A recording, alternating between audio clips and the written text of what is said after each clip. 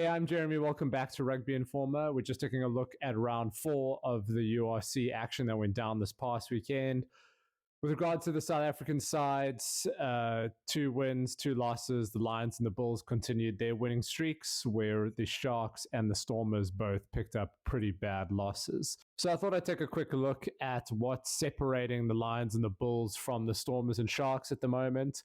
And this is something you've probably heard a million captains and a million coaches say, and it sounds like one of those cliche rugby tropes, but capitalizing on opportunities. Watching the Sharks game against Benetton, firstly, props to Benetton. I thought they did really well, and their signings over the last few years are finally coming to fruition and starting to play really good rugby, but the Sharks really were ineffective against them. Now, an interesting stat from that game, the Sharks got into Benetton's 22-meter area 9 times, and only came away with the points that they did, which equated to just over 1 point per entry, which is really not good for a team that has the star power and the back line and the attacking forwards that the Sharks do. Whereas you look at Benetton, they entered the Sharks 22-meter zone 6 times, and looking at their scoreline, that basically equates to 6.33 points per entry. So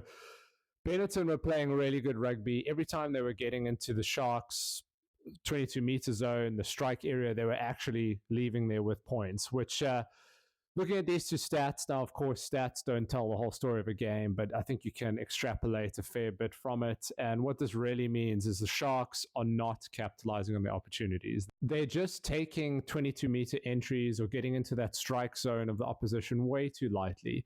And you see a similar trend looking across to the Stormers game against Edinburgh. The Stormers entered Edinburgh's 22 7 times and came away with 7 points. That means they only got 1 point per entry on average. So Damian Willemse scored a nice try, but it wasn't a very well-constructed try. It was just kind of Stormers going through the phases and eventually finding a gap that Willemse was able to dive over. But again, it's just not really any punch in their attack. They're not really pushing the width and pushing the edges as much as they should be with the kind of wingers and the outside backs that the Stormers have. In comparison, you look at Edinburgh, they entered the Stormers 22 13 times, and based on their score, that comes away at 2.92 points per entry. So again, the stats don't tell the story, but they're essentially tripling the amount of points they're getting from each 22-meter entry comparison to the Stormers. Now, a trend I've noticed, some teams seem to really want to jump on those opportunities and score points whenever they get into the opposition's 22, because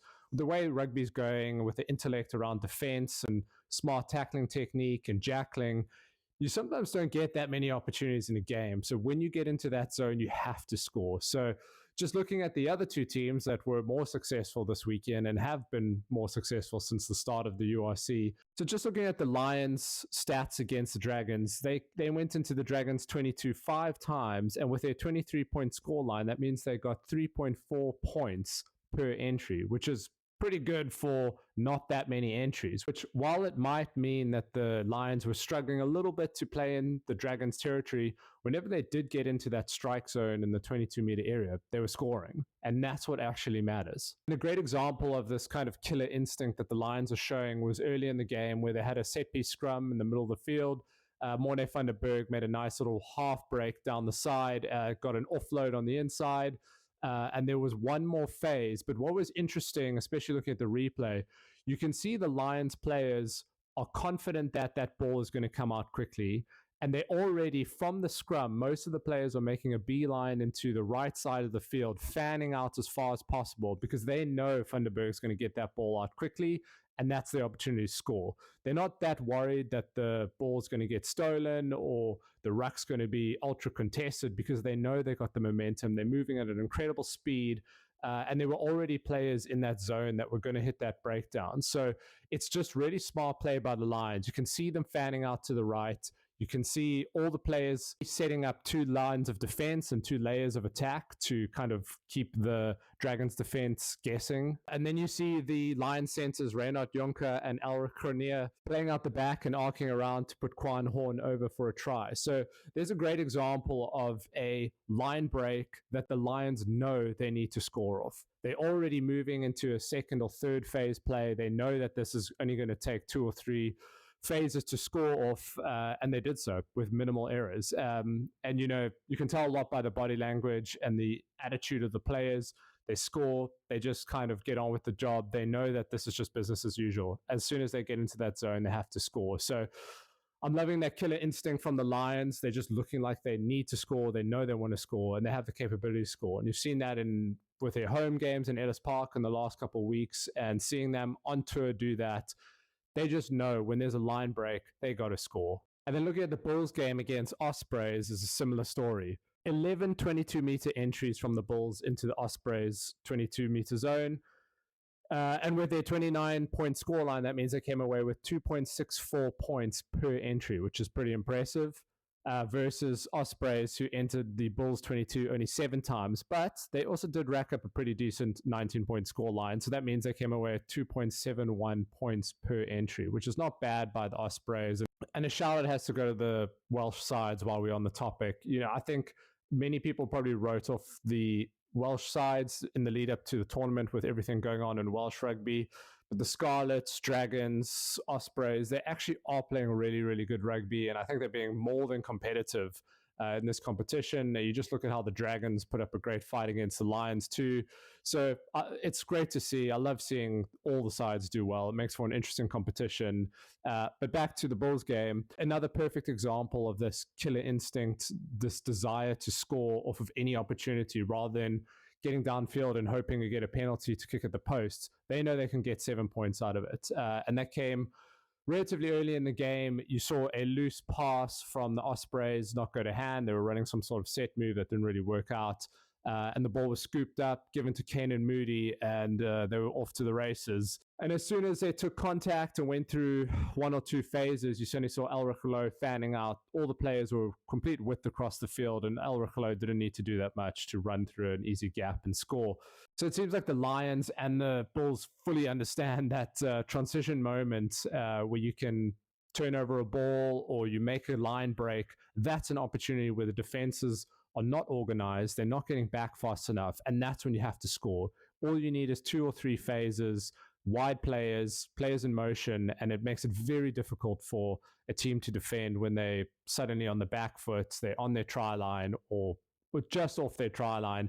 It makes it very, very hard to defend against. So seeing that killer instinct from the Bulls and the Lions, I think that's going to be the difference for them this season.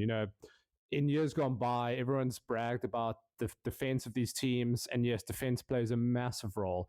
But I've said in a previous video, the intellect, the IP, the rugby IQ of all these sides is improving. They're learning how to defend better. They're more organized and more structured. And what's going to make the difference in my mind, from what I'm seeing, is attack. Who is going to score the most tries is going to win this competition, or at least get to the finals at the very least. I mean, if you quickly look at the stat breakdown for the season so far, the Glasgow Warriors have scored 146 points. They have scored 22 tries, and they sit in first place in the attack stats. Now, again, stats don't tell the whole story, but you go down to the lowest ranking South African side, the Stormers. They've only scored 67 points and have only scored 7 tries. Yes, the other sides, the European sides, have 1 game ahead because they started the URC round 1, while most of the South Africans were still playing Springbok rugby and were not involved in the competition just yet.